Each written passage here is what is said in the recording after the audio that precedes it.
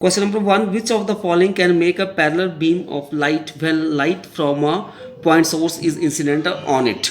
जब रे of light point source से आएंगी और इंसिडेंट होगी हमारे पास कनकेव मिरर के केस में और कन्वेक्स लेंस के केस में, तो आफ्टर रिफ्लेक्शन और रिफ्रैक्शन वो पैरेलल जाएंगी. So in this case A option is the correct option.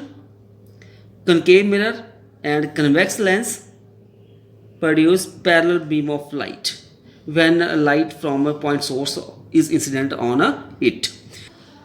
Question number 2.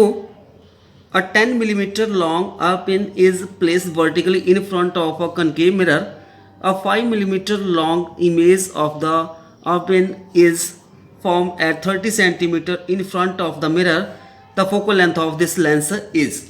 इस क्वेश्चन में हमारे पास गिवन है एक पिन जो है जिसकी हाइट है हमारे पास, मैंने वो ले लिया h 10 मिलीमीटर. इसको हम सेंटीमीटर में चेंज करेंगे तो 10/10 this is equal to 1 centimetre.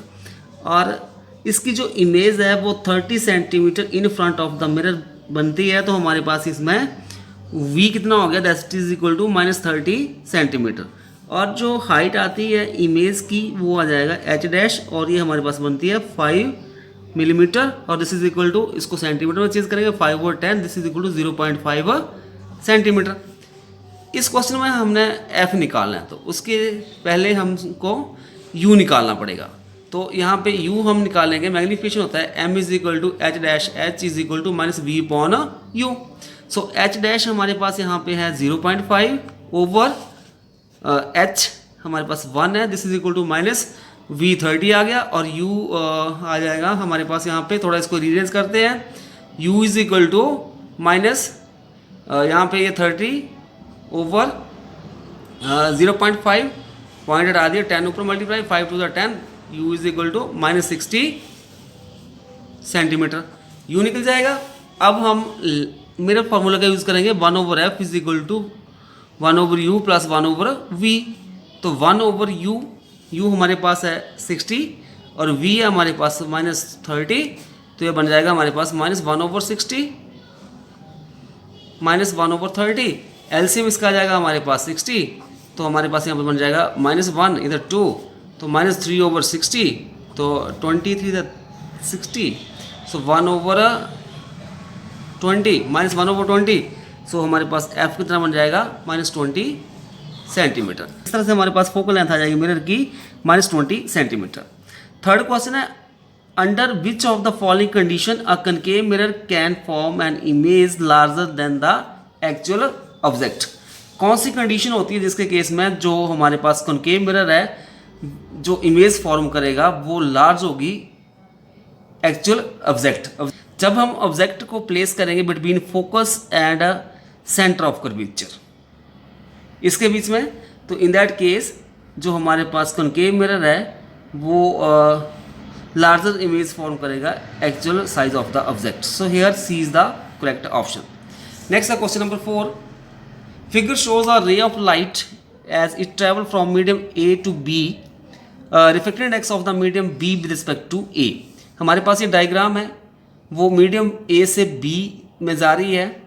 सो यहाँ पे एंगल ऑफ इंसिडेंस आई 60 आ जाएगा और एंगल ऑफ रिफ्लेक्शन 45 आ जाएगा. तो हमने रिफ्लेक्टेड इंडेक्स निकालना है. तो रिफ्लेक्टेड इंडेक्स होता है n is equal to sine i over sine are.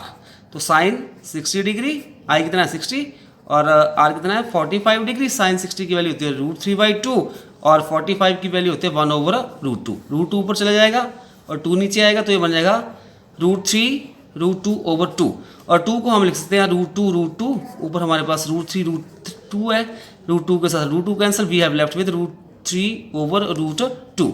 So here in this question A is the correct option. Next है question number 5.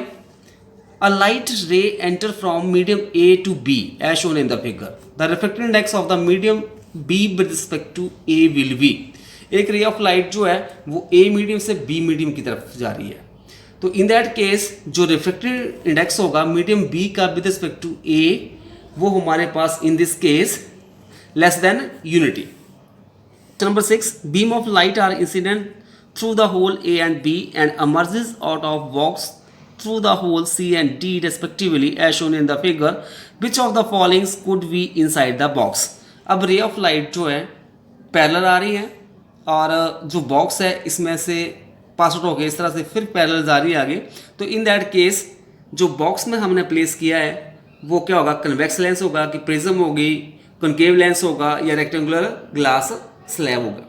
So here in this questions A is the correct options, a rectangular glass slab, क्योंकि रे of light parallel आ रही है, after reflection भी वो क्या होगा, parallel जाएंगे.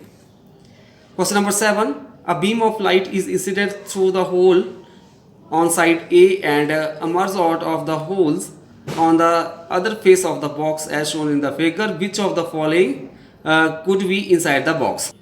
रे ऑफ लाइट जो है वो पैरेलल आ रही है, बॉक्स में से जब बाहर निकल रही है तो वो डाइवर्ज हो रही है, तो इन दैट केस जो इस बॉक्स में कन्वेक्स लेंस को प्लेस किया होगा, क्योंकि वो जो रे ऑफ लाइट आएगी पैरेलल फिर एक पॉइंट्स के ऊपर मिलेगी, आफ्टर दैट फिर वो डाइवर्ज हो जाएंगी.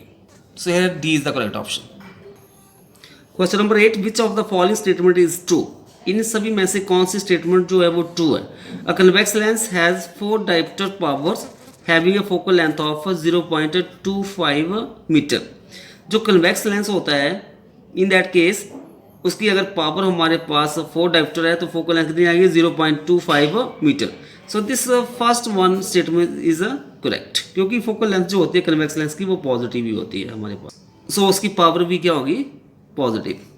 Question number 9, magnification produced by a rear view mirror fitted in vehicle.